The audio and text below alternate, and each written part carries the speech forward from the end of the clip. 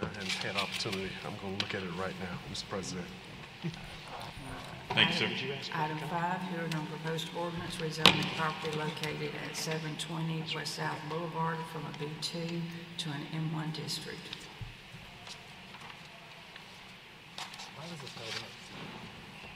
Is that Lane? All right, this on West South Boulevard. Davenport. What we gonna talk about? Oh, that's number 5. Thank you. Hold on.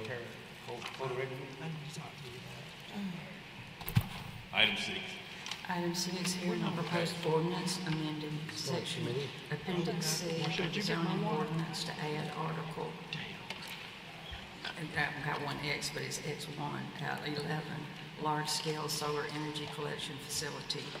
And I've had a request from the Chief of Staff on Section 5 that instead of saying this section shall apply to all large, to change it to Article 11 shall apply to. All right, Mr. Smith, Robert, oh yeah, go ahead, talk to us based on what I sent you and how this affected what we're doing. Yes, sir. So as of right now, you have before you the city's very first solar energy collection facilities standards ordinance, which the purpose of this ordinance is to have specific standards that regulate and control solar energy collection facilities in certain city land use and zoning locations in the city of Montgomery city limits, as well as the city planning jurisdiction. There are two different types of solar collection facilities. There are large-scale solar collection facilities, which are solar farms, which would be similar to the ones that have already gone before the Board of Adjustment, which is the old Haynesville Solar out off of US 80 across from the airport, and Silicon Ranch, which is off of Hyundai Boulevard south of Meta. Those are types of large-scale solar collection facilities. And the other type is small-scale solar collection facilities, which is basically rooftop solar on homes, residential homes, and or businesses. And we have a set of standards that's actually spelled out in the ordinance that we're going to go by. And again, we don't have standards right now. This brings us in line with national standards that are being applied across the country. And that's it in a nutshell. Now, I think there was an email you sent me yesterday forwarded about something about a special exception. Well, solar collection facilities actually all go before the Board of Adjustment for consideration for approval on the appeal. So an applicant has to actually apply, and that particular application is sent to the Board of Adjustment for consideration. They consider the facility overall, and if there are any variances or exceptions needed to the actual zoning, the solar ordinance or any other zoning ordinance rule. So that's how we handle that right now, and I know there was a request to insert that in the ordinance, but that's not necessary because that's what the Board of Adjustment actually does for the city of Montgomery based on all of your 9 appointments to that board. All right, Mr. President. Ms. Beard? Yeah, Mr. Smith, if someone is putting solar panels on the roof of their home, they've already done that, has this already been implemented, or should they have gotten some kind of... Ms. Beard, Sir? speak directly into the mic. So would they have already gotten some kind of, the solar panels are there on their house? They would not, I'm not aware of any solar panels anywhere in the city of Montgomery that's on anybody's house at this point. Crystal clear, there are. I'm sorry, say that again? They are. They are. The only thing I can figure is maybe they were approved by someone, or they may be operating illegally, and we probably need to I'll get with you on that. Thank look you. into those and see where Thank they you so are. much. Well, wait, Mr. Smith, you may have stated this, but I'll ask one more time. Is this in alignment with national standards? Yes, ma'am, it is. And for instance, what was just asked about, so this is residential, not commercial. So each residence that wants to, it's both. So, well, I want to speak to Large scale is for solar farms, big pieces of property, 1,000 acres or more. And small scale is largely solar panels on residential structures or homes and or businesses. So for clarification, to have that added to a property, they would need to come before the planning commission and BOA. Before the Board of first, Adjustment. in Before front the of the Board of Adjustment. Adjustment. All things solar would go before the Board of Adjustment, just like any other utility would. So power substations, those go before the Board of Adjustment. Solar farms and solar collection facilities. I think because, I don't know, Mr. President, I know we need to talk about it in the council meeting, but I know that in other places, because once this is open, solar kind of gives you rebates on taxes and all kinds of things.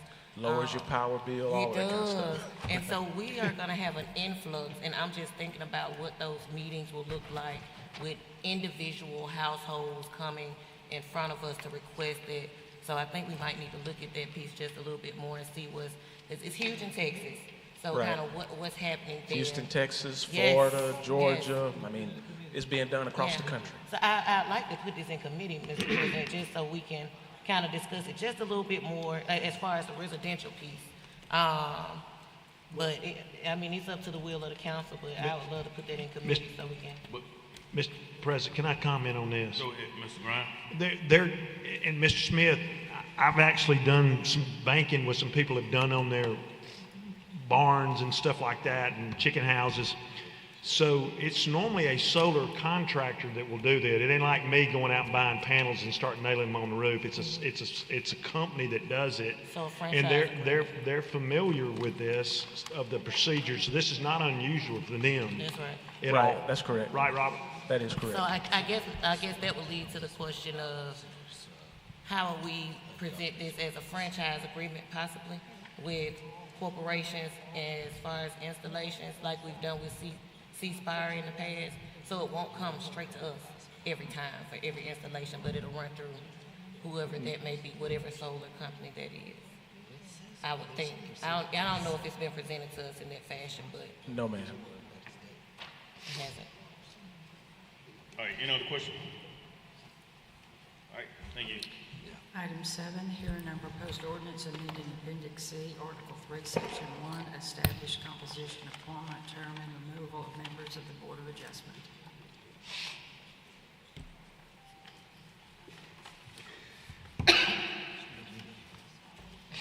Any question on number 7? Come on.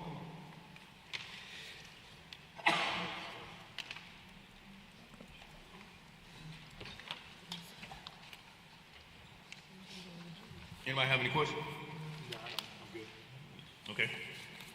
Thank you. Item 8, review of Crown Legacy Studio and Art at 3834 Harrison Road. Mr. Samansky? I believe the owner will be here during the regular session, so we'll address it at that time. They will, I talked with her. Yeah. She's supposed to be here. Okay. Item 9, review of Precise Conference Center, 546 East Patton Avenue. I assume we're going to have the same discussion with the owners then. I do want to point out that part of the issue that we're going to discuss with this entity, and I think needs to be a discussion that's broader for the city is, and I know we spent a lot of time trying to figure out the best way to do this, but it is an issue of what the activities are that are occurring, the hours of operation, and whether or not we've got an issue where we are providing people a license to do business other than what I assume the dictionary would say a conference center is supposed to do. And I think I've heard other people raise concerns that we're starting to see a few more of these pop up. I've asked for a list for the council so that we can take a look at all of the businesses in the city that have this license, because I know, especially when it comes to our hotel and convention centers, it's not applying to them. But as we'll talk about in the meeting, this is not, in my opinion, a conference center. A conference center does not operate from 10 p.m. to 4 a.m. The conference center doesn't have BYOB events inside of it. A conference center doesn't have to advertise that ladies' night on Friday is free, because we shouldn't be having ladies' night at conference events. And you laugh, but a week ago, I got a call from a mother whose 17-year-old daughter got maced and struck in the head while inside this conference center. Okay? So it seems ridiculous, it sounds ridiculous, but this is happening in Normandale, and I'm assuming there's multiple counselors up here that are having this same issue, so we're not just going to be talking about this business. I do want us to have the broader conversation tonight to talk about what we can do about amending this license type. Mr. President, Mr. Mitchell? and I sat up here and I talked, it came out of committee. And that committee came up with a conference center being over 1,500 or 2,000 square feet, and they didn't have to come in front of the city council. And I told y'all this would happen. I tried to tell y'all about the hours of operations of these nightclubs, but we didn't want to hear it when I was telling the council. But now that it done came to a head, now we want to change it, and we shouldn't have never did it in the first place. And so when you have old buildings, that's all old buildings, storefronts, going to be over 1,500 square feet. And so that's what they're doing. They're going in these old storefronts. So we're going to always have an issue. Unless we put it back in committee and come up with something different, or just change it all together that they have to come in front of us. At least we'll know where they're going and have some type of say. But unless Bob or somebody sent it in front of the council, we don't even know if a conference center is coming in our district. And the good thing that Bob is on top of it, he do send most of them in front of the city council. But if Bob don't send them in front of them, we don't know. So we definitely need to address it, Mr. President. Mr. President, Mr. Bryan? I've got an event center that I'm gonna show up for show calls today, because it keeps going. They're not playing by the rules that we agreed on. So, Mr. Mitchell and Mr. Szymanski, I agree with you fully. This thing needs to be overhauled. They're having events or bars and without all the license. So yeah, we need to overhaul this. This has gotten out of control. Mr. President, I do agree as well. If we can place this back in committee for a conversation between that and adult entertainment in the city of Montgomery. Yeah. Okay. All right, next item. Item 10, ordinance authorizing council president to execute certain contracts. These will be regarding the council interns council's, and any contracts. Yeah, contracts on the council, interns and things dealing with the council. So that's what we need authorization. We have an opportunity for some intern and a partnership with the state, and we're trying to get those contracts signed so we won't have to wait on the 2-3 week cycle that it takes for the council meeting. So that's what that's all about. Awesome work, Council President. Thank you. Next item. Item 11 has been withdrawn. Item 12, ordinance vacating a public alley abutting Equal Justice Initiative and Realty and Truth Ministries within the survey of Block 25. You can read the rest of it. All right, any questions on item 12? Discussed in the regular meeting. Next Mr. item. Calhoun. Y'all Bob. on number 11, mid-state signs, wanted to bring y'all's attention. They have not yet procured a 2025 license, and they have got some outstanding taxes due as well. Okay, yeah, they brought it to me, so that's why they withdrew it. Thank you. All right, Bob. Good job. Thank you, Bob. Item 13, ordinance granting the permit to Oak Cloverdale Vintage Holdings LLC to install and maintain a grease trap interceptor assembly and appurtenances. All right. Item 14, ordinance amending ordinance 8-2025, gas tax increase to amend the effective date from May the 1st to July the 1st. All right, that's self-explanatory on the 3% gas tax that we passed. We have to move that for a 90-day start. Thank you. Item 15, ordinance establishing a procurement policy for the city of Montgomery. Item 16. Hold on, Ms. Beebe will want to talk to us. Okey-doke. Not really. I just want to make sure you don't want to talk to me. Oh, We fine good with that? Yeah, we're good. Okay, thank you. Item 16, resolution authorizing the mayor to execute an intergovernmental support agreement with the 42nd Squadron at Maxwell Air Force Base to provide seasonal lifeguards for cadet pool on Maxwell Air Force Base. All right, that's a great partnership that's about to start. They're kind of self-explanatory. Appreciate you, Mr. Reed, facilitating this to get this help with Maxwell Ghana Air Force Base with this inter agreement. Item 17, resolution authorizing the mayor to execute easement to Alabama Power for the purpose of constructing and maintaining power lanes and equipment for batting cages for the Montgomery Biscuits. All right, any questions on 17? No. 18, resolution authorizing the mayor to execute an easement to Alabama Power for the purpose of constructing and maintaining power lines and equipment for a new annex building for fire station number 10. Then we're gonna carry that item over. No response from the fire department? I don't think Chief is here, so they wouldn't be jumping over. Wake up over there. Item 19, resolution authorizing an agreement with AUDOT for resurface and traffic stripe of Atlanta Highway from Dunn Drive to Perry Hill Road. All right. 20, resolution authorizing an agreement with AUDOT to resurface and traffic stripe Vaughn Road from Central Parkway to Zelda Road. 21, resolution authorizing an agreement with AUDOT for resurface and traffic stripe from McGinnis Road, Narrow Lane Road from Virginia Loop to South Boulevard. 22, resolution authorizing an agreement with AUDOT for resurface and traffic stripes for Madison Avenue from Ripley Street to Mount Meigs Road. 23, application for a conference center doing business as Rain 2, the venue at 171 Eastern Boulevard.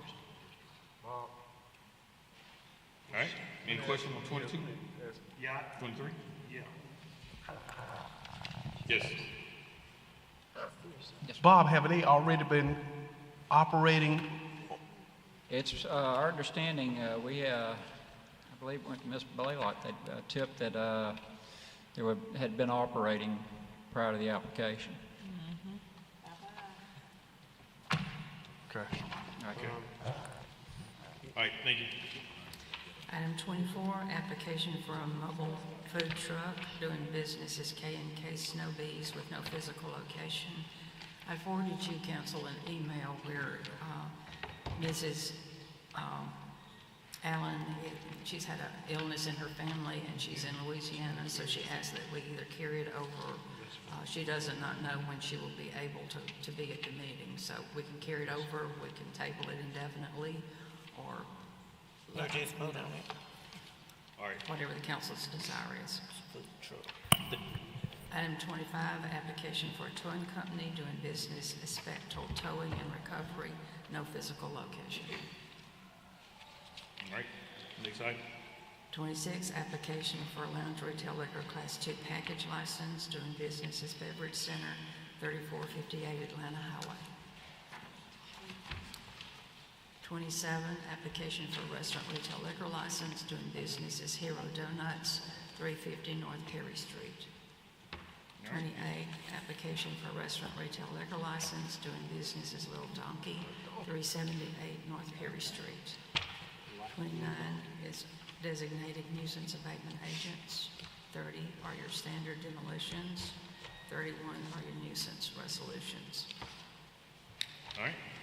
Do you want to go over the additions now, or you want to wait? Yeah, let's go ahead and take those down, Ms. Blaylock. Thank you. Okay. Council, I put before each of you, there is, the thick one is a resolution approving and authorizing the mayor to execute a contract for $156,204 with Cam Horn, consultant for MPO Regional Bicycle and Pedestrian Plan. All right. Anyone have any questions? Yes, please. And an ordinance establishing a grants policy for the city of Montgomery. Thank you, And Jan. we have just been given a new one. There is to be an amendment to the striker contract, which changes the total of the contract not to exceed $1,803,141.36. And this is simply an amendment to what y'all Thank you, sir. approved previously.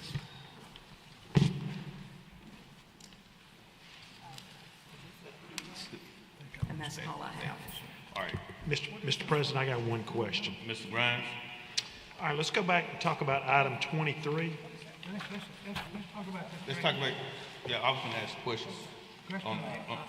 Hey, Mr. Reed or someone on these AEDs. Talk to us about this. Did we get a bid on this? Did we have a contract, a bid? What's the increase? Why is the increase? No, I can't hear you. Go. All right, one at a time. What are we talking about? We're on the contract for Stryker. I'm trying to see, did we get a bid? What's the increase? The increase is based on interest and service fees that are adjacent to the contract. At first, we thought there was a purchase. This is a lease purchase, so there's that piece of it. When we passed it, actually, it wasn't laid out in the contract like we thought. So you all passed it at 1.5. This is an addition of 250,000. I think it's over 4 years. So the entire contract is over 4 years for 1.8. 5 years? 5 years. 5 years. 5 years, yeah. Okay. Any other questions? Mr. President, I do. Ms. Johnson?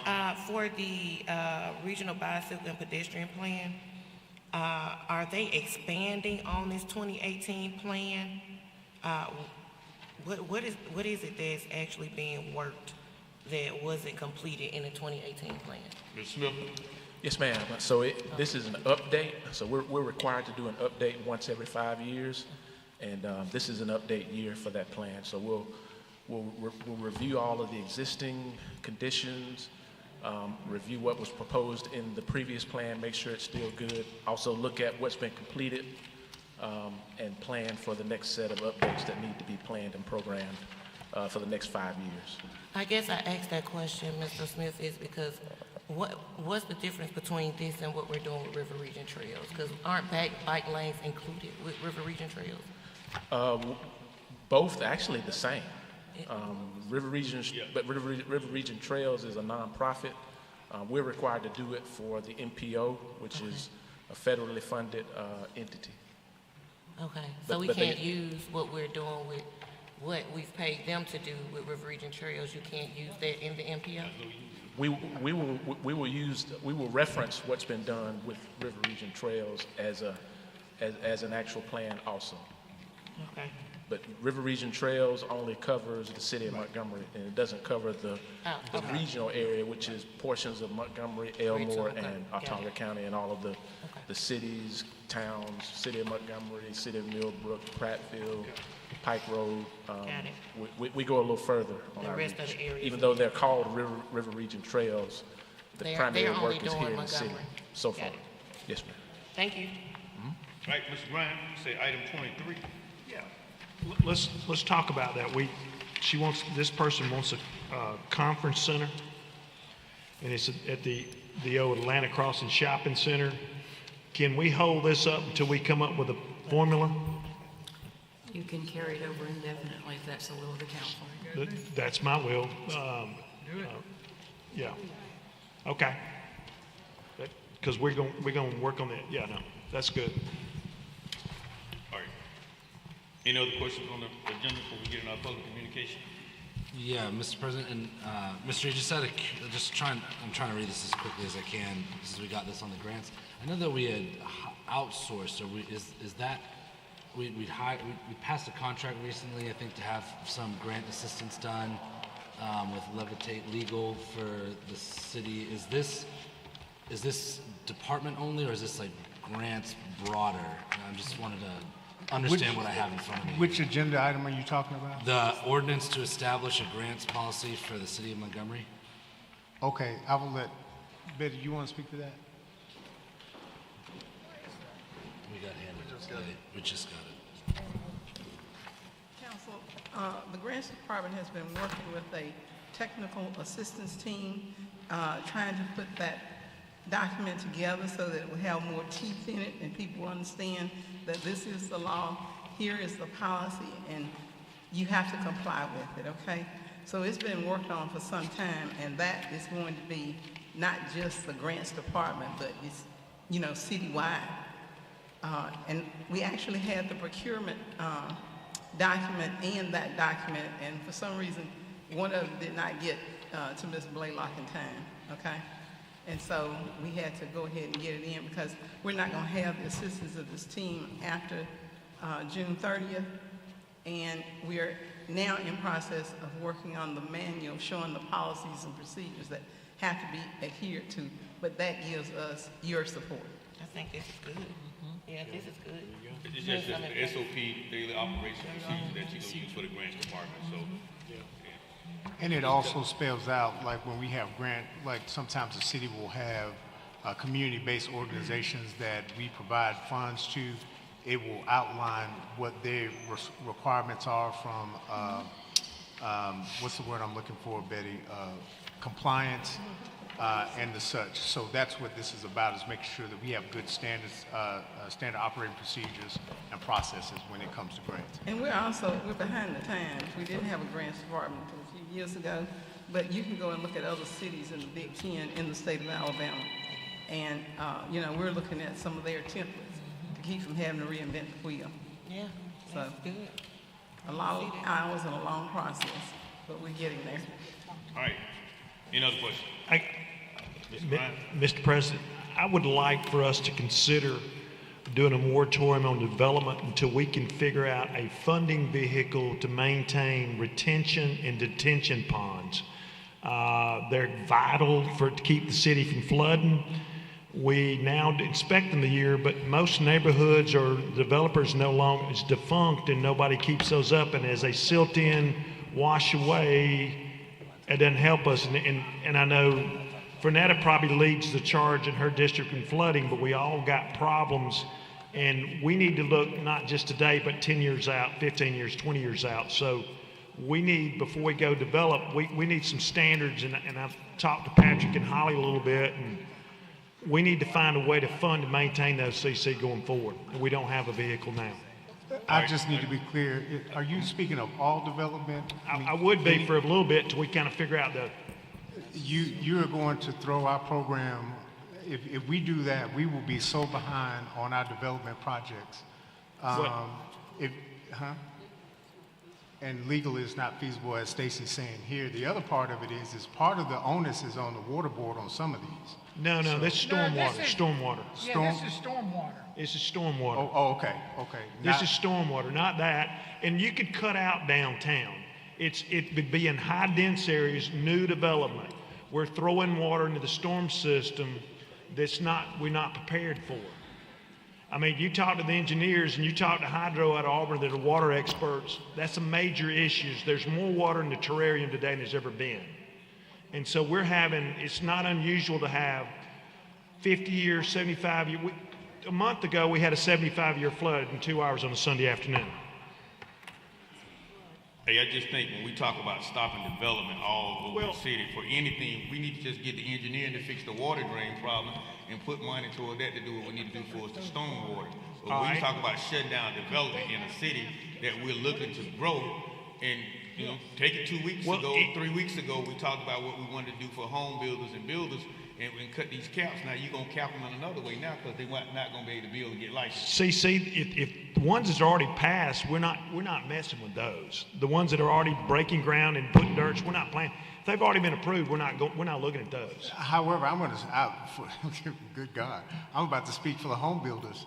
I mean, if they do a substantial amount of engineering and projecting and spend lots of money before they even get to the point that we're talking about on breaking ground or anything along those lines. So when we say stop development, we're talking about folks that are trying to invest in our community and at times spending millions of dollars, and they need to be moving on their projects. The longer we hold them up and they don't have opportunity to recoup on their capital investment, I mean, I think we're about to, honestly, I think we're about to open a can of worms that we don't want to get involved with. But Mr. Reed, I don't think it's the home builder's responsibility. I think it's our responsibility, the city. But when you say you're going to stop the development, it affects the home builders. It's not a city issue, it's the home builders.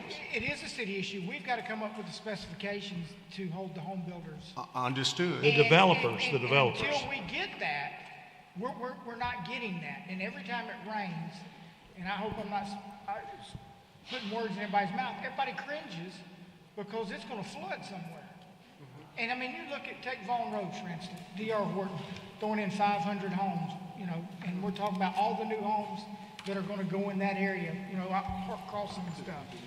Until we change those specifications, I don't know what we're going to do. What I would suggest, you know, I think all of y'all know that there is a lot of engineering that goes into these new developments that they look at the hydraulics, they're doing a lot of study and all of the, to design the infrastructure that goes in before the homes are built. We have a standard that's a 25-year storm event for our standards, but we have been having, seems like more larger events that have happened more frequently. But I would not recommend stopping or doing a moratorium. I think we can take a look at the standards and see if, they could be potentially increased to help. But, I think we need to be on par with the remaining, or with our surrounding folks too, because if we're not at the same design standard as the adjoining communities, then we're going to put ourselves at a big disadvantage in competing for new developments and development to come. And that's one of the challenges. One of the things we have done, I think some of y'all know this, but we have brought on a third-party review team of hydro engineering to look at these. So we are scrutinizing the developments more than they ever have been in the past. Now, does that mean, every new development that comes will be able to withstand, these bigger events? The challenge in increasing, well, the answer to that is no. When you have a system that's designed for a 25-year event, and you have a 100-year event, it's like your bathtub filling up and overflowing. That's what happens. The challenge also you got to look at with increasing your design standards is you're going to drive up the cost for these lots for these new homes too. So it's kind of well, on one hand, we want to encourage development and also want to have affordable housing. If you increase your design standards, you're going to increase the cost of the lots and the construction cost to buy a new home. Now, there are things that can be done to help, that the developers, the builders, I should say, that can do, rather than increasing the infrastructure in the ground, you can, more elevate the houses themselves. You could block them up a little, maybe elevate them a foot higher than the natural ground to give you some. I know a lot of times some of the houses that we go to and that they've gotten water into the house. The houses, especially in the older neighborhoods, they were built, they're slab on grade, so there's when the water gets up, it may be 4 inches between the ground and the house. So when you get a high water event, it comes over that 4 inches and comes into the house. But you can simply elevate the house up, say, a foot, and give yourself some protection on new homes construction. That doesn't help your existing ones, but it does help your new home construction. Mr. President, I got another question. Patrick, you know as well as I do that the detention and retention ponds are put in, and a lot of times the HOA owns those ponds. And you know better than me, you're an engineer. As they silt in, who's going to dredge that pond? Like, Glenn doesn't have the money to go dredge Deer Creek, that front pond. That'd be a $400,000 or $500,000 dredging probably. So, That's why when you buy into these HOAs or these homeowners, the homeowners have to realize they're part of an organization. They don't realize that, though. And it's clearly on the plats that are recorded whose responsibility and maintenance responsibility. They don't know that. It is for those detention ponds. Well, that's yes and no now. But our big thing by law is you're not supposed to dump extra water on somebody else's property, correct? Which we're allowing new developments to do that. Talking to the mic, Mr. Yeah. That's not necessarily true. We always say that, individuals cannot throw excessive water on their neighbors, right? Well, we're allowing new developments to do that into existing neighborhoods. That's not. Well, the one thing that Hydro does, and does a very good job at doing now that didn't happen before, we look at where those detention ponds go. We look at those low points. We're looking at the conveyance system. What is downstream from there? So they're on the lookout for when a pond does overflow, where is that water going to go? What's downstream that may or may not be affected? And they kind of have the ability to make some recommendations to us to kind of For instance, we've had some ponds that were built and you have houses built all the way around the ponds. Well, they look at when that pond overtops that you can't, they reserve or recommend that reserve areas for when it does overtop. It kind of creates a spillway for that water to proceed and go so that it doesn't go into a house. So you're creating a low point and a way for the water to get out so that it does and continue on so it doesn't damage, and you prevent houses from being built in those areas. Well, all right, let's. Mr. Bryan, we need to keep moving. So let's do this, Patty. Yes, sir. Can we set up a meeting and we can talk about this at another date? We can come up with an idea to try to move forward. We got some people that need to speak with us, and I want to keep us on time. Sounds good. All right, thank you. Mr. President, if you don't mind, can I have, Ms. point of order? Johnson. Thank you, Mr. President. Can I have business license, Bob, if you don't mind? Really quickly, it was an incident that happened over the weekend that I have information that came from a location that's operating illegally in District 3. And I'd like to see if they have a business license. The address is 930 Grove Street. 930 Grove Street. Correct. I believe it appears that they do have a license. Okay. But I want to address this maybe with our review committee and discuss this further. Okay. And then we will present something with the council at that time. Sounds great. All right. Mr. President, can I just ask Bob, what type of license Do they have? do they have? It's supposedly like a social club or something like that. That's a house. It is. So shouldn't they be getting an exception and going through? Okay. It's a social club after hours, after 2 a.m. Okay.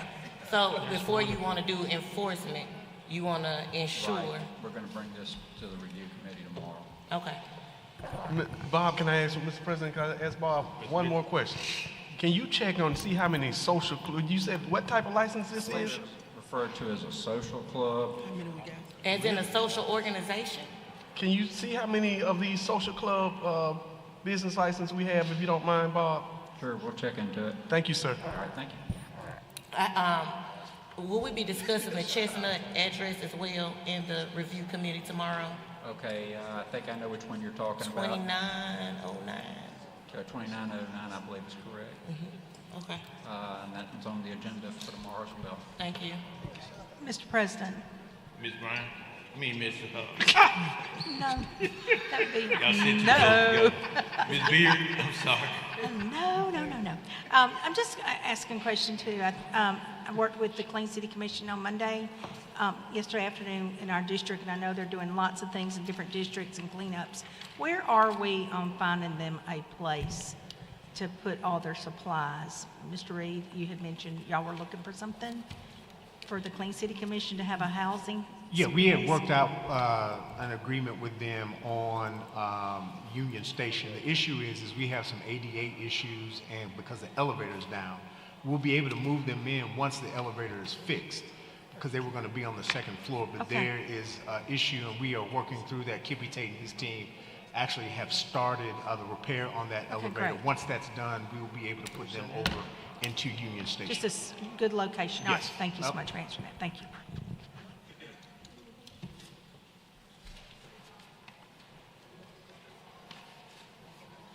All right, thank you. On our work session, communication roster, first Council Samansky, abandoned vehicles. What is it? Did you have to get on the work session to talk about it? I asked what the appropriate form was for this, and I was told to do it on the work session. Okay.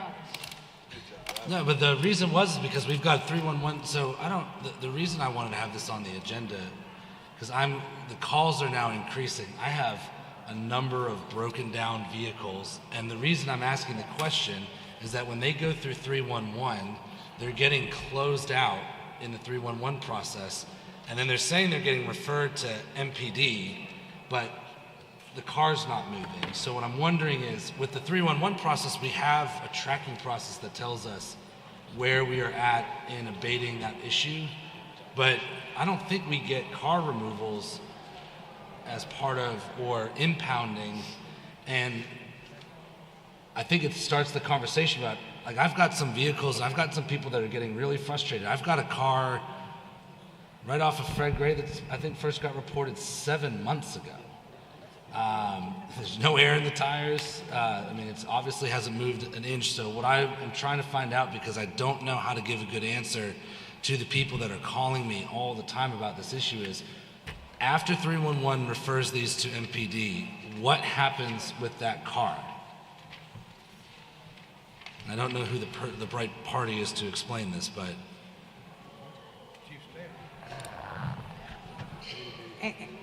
And Mr. President, to speak to what Mr. Szymanski is saying, I have neighbors say that even if it doesn't have a tag or it has an expired tag, that doesn't matter anymore if they're on the street. So, well, and I'm having not, exact same phone calls as well, and cars aren't being moved, so I don't know. Yeah, I mean, and I'm not talking about, I understand, I think that's an issue too. I'm just saying that specifically I'm trying to figure out what the process is, how a complaint is getting closed out.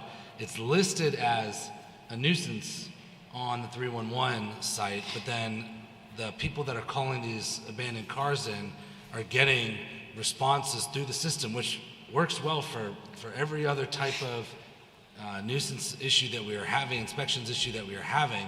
I'm just wondering is after that gets closed and the car doesn't get moved, what happens to that car? And if there's a part of that that's broken, we need to figure that out, if possible. Mr. President? Mr. Mitchell? I'm going to say it. I said it 5 years ago. I said it 4 years. We need our own impound company. I just got a call last week. Somebody said that their car was towed. They didn't know what towing yard it was towed to.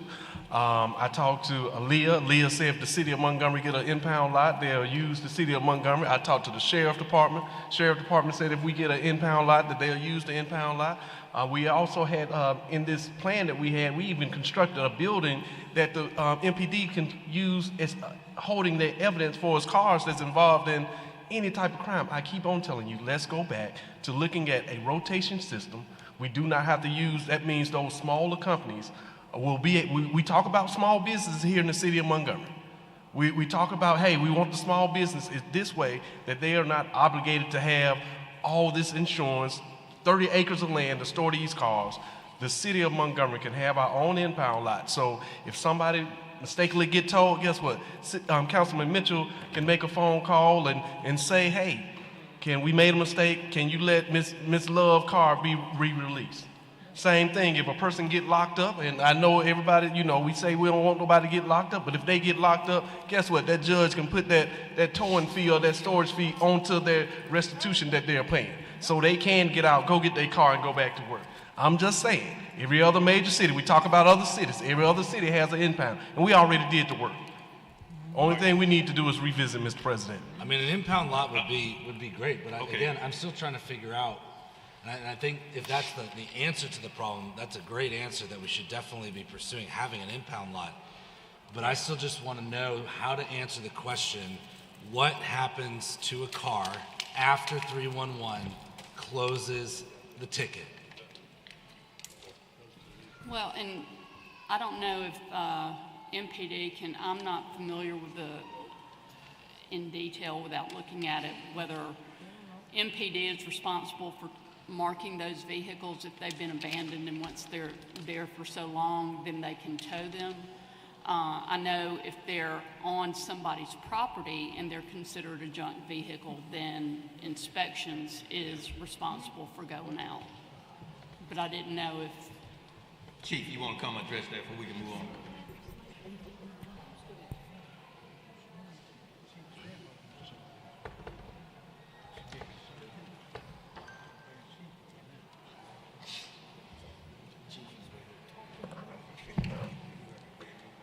Based on ordinance, when we get the call on the car, we tag it. And that means that whoever is responsible for that car has 7 days to move it. If that car even is moved 15 feet or 10 feet from where it was originally parked, the process starts all over again. Okay, so if they don't move it, then the vehicle will get towed. Thank you, Chief. You got your question, Mr. Szymanski? You good? You ain't good with the answer, but you got the answer. I got the answer. All right, thank you. Glad I did. Mr. Michael Coleman, CEO of Heart of Alabama Food Bank. Yes, how are you doing? Thank you for the opportunity to speak to you. Thank you, sir. As you know, there's been a lot of cuts, and I spoke to the council a few months ago, and the cuts have continued. Right now, we're facing cuts of over $500,000 in funds, as well as over 1 million pounds of food that's been eliminated by the USDA that was en route to us, 23 truckloads of food that's been canceled. I went to the mayor. The impact is we pay out of pocket almost $800,000 a year to provide 4 million meals a year to the residents of Montgomery. And so we went and took this problem to the mayor, and he graciously agreed to step up and offer generous support moving forward. Okay. And I'm sure he's going to be working with the city council to make all that happen. So I just want to appear today to say I'm certainly appreciative for that. It's still only going to be with that, what the city is offering and what the county is offering. It's still only going to be about 25% of the funds, and we have to come up with the rest to help feed the citizens of Montgomery. But I'm thankful, and I look forward to working with each of you as time goes on. Thank you for what you do, and we look forward to working with you to help you with this situation. Thank you. Any questions from the council, Mr. Coon? All right, thank you. All right. Mr. William Boyd, issues on Fairview Shopping Center, City Trends, and Jack Quick Mart.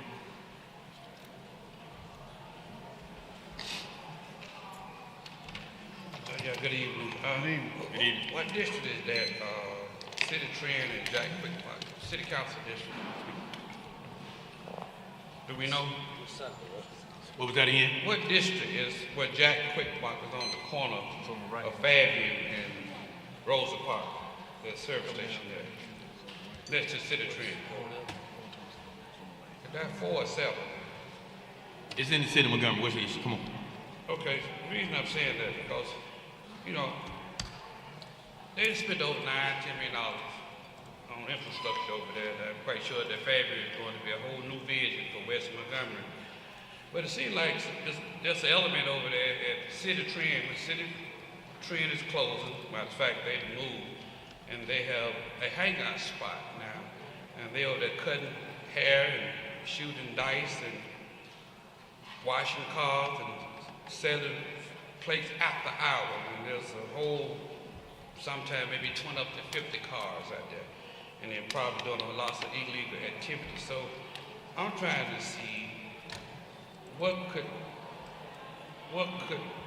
happen in order to correct this problem. Now, Jack Quick Mart, I'm quite sure they get so many 911 calls, police all the way at that service station.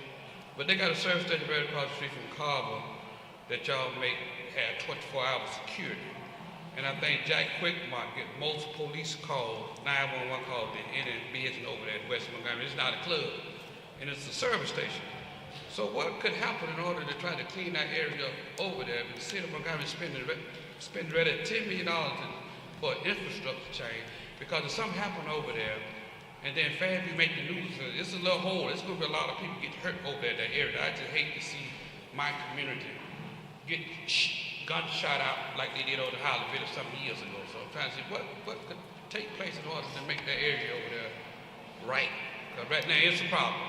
And they playing loud music, and I can hear it all the way up there in my office during the nighttime. So I brought it up to the mayor on the radio station. I'm addressing it before the council. But you put restriction on the service station across the street from Carver. But Jack Quick Mart, if you check the record, I'm quite sure they got hundreds of 911 calls, but they still doing business the same. And that liquor store don't happen. And my other issue is the New Year Day Parade. 21 years in the making, and I thank everyone who contributed over the previous years. But I remember years ago, I had never had a problem with the city raising money for this event, but now over the last 3 or 4 years, it's always been a problem. Matter of fact, January, February, I'm still trying to pay the parade cost because I thought the city was going to step up to the plate. So I'm asking now, is there any way possible? I'm not asking for $800,000 like this guy just came up with $500,000. asking for $25,000 from the city. Okay. Have no problem with the county. All right, Mr. Boyd, that's your time, and you wanted to talk about quick march, not the parade, so you have to do that. I had two things. I had a dual issue, but I didn't. I only have one. I only have one. So I can address the thing when you talk about the cooking, cutting hair, and shooting in the parking lot at Jack Quick March. That's going to have to be something that comes from our inspection department on enforcement. Because if you don't have license, you just can't do business on the street. So that's something with public health. You know, if you're selling food, you got to have those food licenses and those things. So we have to go out and inspect those things, then run those people off those properties. So that's something that we have to talk. I'll talk with Mr. Reed, and we can address those type things on how we enforce people doing wrong things within the community. That's how we address that. But the property owner don't know. I'm quite sure the property owner don't know that all these illegal activities. But take part of place. that is the property owner, because if you got some illegal stuff going on in your property, you need to address it. So the property owner need to be notified, and maybe they need to be brought before the council, like y'all make everybody else come before the council when something ain't right. That's what I'm saying. Well, that's a show cause. That we Yeah, can so get that. that's what I'm saying. So maybe I'm asking. We'll address it. Thank you, sir. Mr. Willie Smith and William Boyd, homicide of Barbara Smith, February 11th, 2025.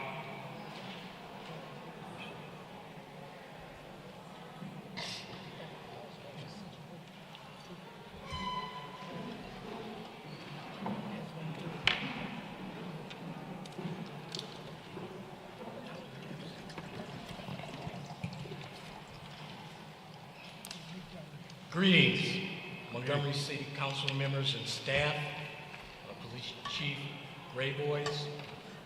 My name is Willie Smith. I'm a retired military. I've resided here in Montgomery for several years and witnessed several changes, both good and bad. There have been several murders here in Montgomery, and I stand here before you today to express grave concern about the unsolved murders here in this city. One in particular is the murder of Barbara Smith, my wife, on February 11, 2025. This is my granddaughter, Madison. Our family is seated in the seated section. Barbara was a loving wife, a mother, grandmother, and a cherished member of our community. Her death has left a hole in my heart and a hole in others that knew her. This case is just not about one life that was lost. It's about the fear and uncertainty that remain for every member of our community. We cannot move forward in healing until justice is served. I stand before you today to ask for more resources, support, and urgency in solving this case. The family has received only 2 updates since February 11th on the status of the case. Today is the 6th of May, 2025. My wife's death deserves justice, and I'm not alone in this call for answers. The people of this city deserve to feel safe, knowing that those who commit such heinous acts are held accountable. Be on the lookout. A bolo has been placed on the individual on February 26, 2025. Once again, as of today, May 6, 2025, that individual is still out roaming the streets. I understand the difficulties law enforcement faces in these investigations, but we need more action. Law enforcement returned Barbara's personal phone back to me after several weeks, explaining they could not access the data due to the lack of a 4-digit PIN code. Crucial information on her phone may have aided in the investigation. All right, Mr. Smith, we'll give you 30 seconds to wrap it up. Your time is up, sir. Our family and the community Barbara's memory deserves the full attention and resources to solve this case. In closing, Chief Rabos, I would like to request a meeting with your staff to provide more insight and hopefully update on my wife's case. To all, thank you for your time and understanding. Thank you. We emphasize with you. We hope Chief Drabos, I know you can talk with his office and try to get that set up through Free Drabos. Thank you. Sorry. All right, Mr. Joe Purnell, Police Department issues.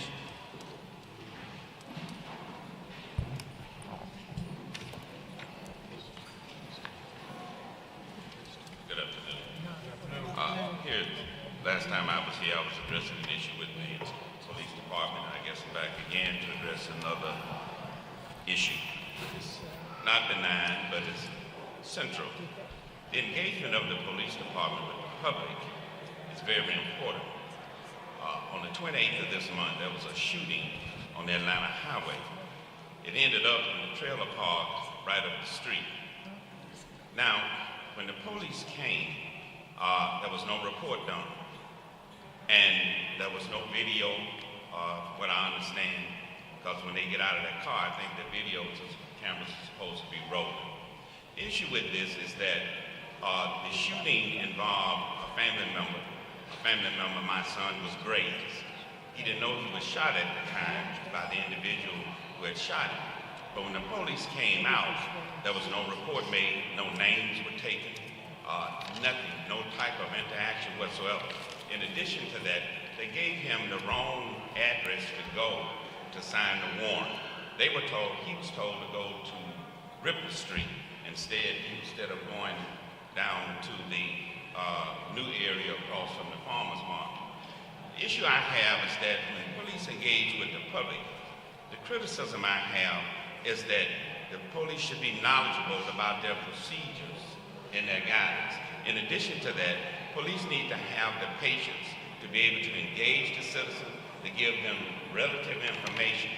My son did not get a report written on him until I took him to the VA on South Perry Street because he is a disabled veteran. From there, the ER called the Montgomery Police Department. They came out, and it was then that a report was written. This was approximately 4 to 5 hours after the shooting. Now, the point that I'm making here, I understand that there is a lack of resources, they need personnel, but training is important as to how one should engage the public. Your shortness of personnel does not mean that there should be a lack of training and competence on how the police should engage the public. What I'm saying right here is that to dovetail on the gentleman who was before me, safety is very important. Safety is important to every citizen in the community.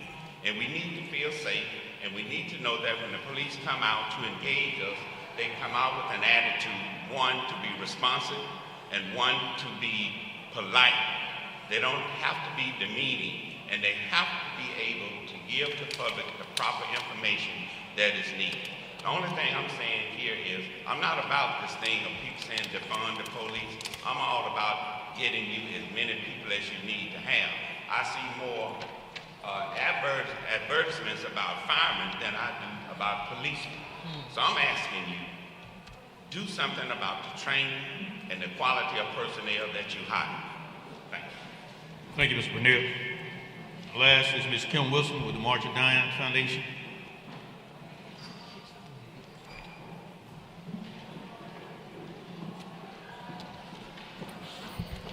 Mr. President, Ms. is Johnson. there a way we can get them quiet down out there? I mean, I really can't hear inside of here with all the noise outside. Not you, Miss Wilson. Ready? Hey, I am Kim Wilson. I am the new Donor Development Manager for Central and South Alabama for March of Dimes. We are having our March for Babies event on May 17th. It's presented by Baptist Health. And I live in District 8, so I contacted Glenn Pruitt and asked him for some support in our fundraising events, and he invited me to come today. So I just wanted to come and ask y'all for your help. I gave y'all each a folder with some information on sponsorship levels. There is one that if everybody does $500, and then there's also one